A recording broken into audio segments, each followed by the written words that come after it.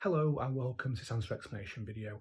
This video will talk you through the answers for the decimals as fractions worksheet and will hopefully help you through some of the tricky bits. Question 1 says circle the statements that are correct. So we've got 4 decimals there, A, B, C and D, and the fractions that the question is saying they are equal to or equivalent to. Let's just check which ones of those are correct then. So we'll start with A, 0.28. So 0.28 means we've got 2 tenths and 8 hundredths. So we can exchange the 2 tenths for hundredths. That'd be 20 hundredths. So altogether we'd have 28 hundredths. So 0.28 is the same as equivalent to 28 hundredths. Now in the question it says that's 7/25. We can simplify 28 hundredths though, because we can divide both the numerator and the denominator by 4. And if we divide 28 by 4, we'll get 7. If we divide 100 by 4, we'll get 25. So 28 hundredths is equivalent to 7/25, and that would be correct then with the statements in the question. So A is correct.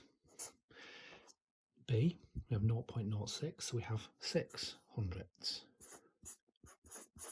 We can simplify that because we can divide both the numerator and the denominator by 2, and that will give us 3/50. So that's not equivalent to 6/10. Looking at the question there, it would be 6/10 if the 6 here was in the tenths, but it's in the hundredths. It's 6 hundredths, not 6/10. So B is not correct. C, 0.45 means we've got 4 tenths and 5 hundredths, so we can exchange the tenths for hundredths and have 45 hundredths. Now we can divide both the numerator and the denominator by 5, and that would give us 9/20, and that would be the same as the correct conversion in the question. So C is correct as well. So 0.45 is equivalent to 45 hundredths, and that's the same as 9/20.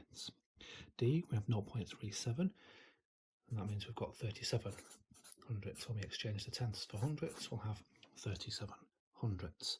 Now we can't simplify that any further, so 0.37 is 37 hundredths, and that is what is in the question as well. So that one is also correct. So the 3 correct statements are A, C and D. Question 2 says convert the decimals to find the fractions that, when written in their simplest form, have a prime number as their numerator. Let's have a look and then convert these decimals. So we have 0.32, 0.05, 0.75 and 0.55. So we'll start with A. We have 0.32. So we've got 32 hundredths. If we exchange the tenths for hundredths, we'll have 32 hundredths. We can simplify that by dividing both the numerator and the denominator by 4. So 32 divided by 4 will be 8. 100 divided by 4 will be 25. We can't simplify that any further, so 0.32 in its simplest form is 8/25. So the numerator is not a prime number. B, we have 0.05, so we have 5 hundredths. We can simplify that by dividing both the numerator and the denominator by 5. 5 will go into both, so 5 divided by 5 is 1, 100 divided by 5 is 20. We can't simplify that any further because that's a unit fraction, so we have 1/20, and 1 is not a prime number. C, 0.75, so if we exchange the tenths for hundredths, we'll have 70 hundredths and the 500, so there that'll be 75 hundredths. We can simplify that by dividing both the numerator and the denominator by 25. 25 will go into both. 75 divided by 25 is 3, and 100 divided by 25 is 4. So that would be 3/4 or 3/4. 3 is a prime number. So C is a decimal that, when converted to a fraction in its simplest form, has a prime number as its numerator. Finally, D, we have 0.55. If we exchange tenths for hundredths, that will be 55 hundredths. We can divide both the numerator and the denominator by 5. So 55 divided by 5 will be 11.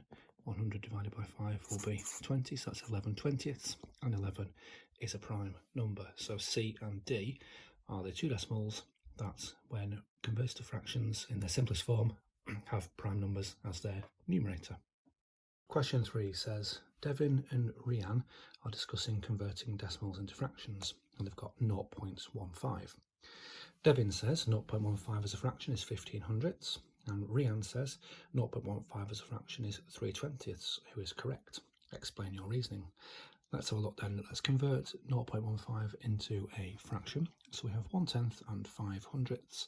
If we exchange the 1/10 for hundredths, that would give us 1500ths altogether. So we have 1500ths. So that would say there straight away that Devin is correct because he said 0.15 as a fraction is 1500ths.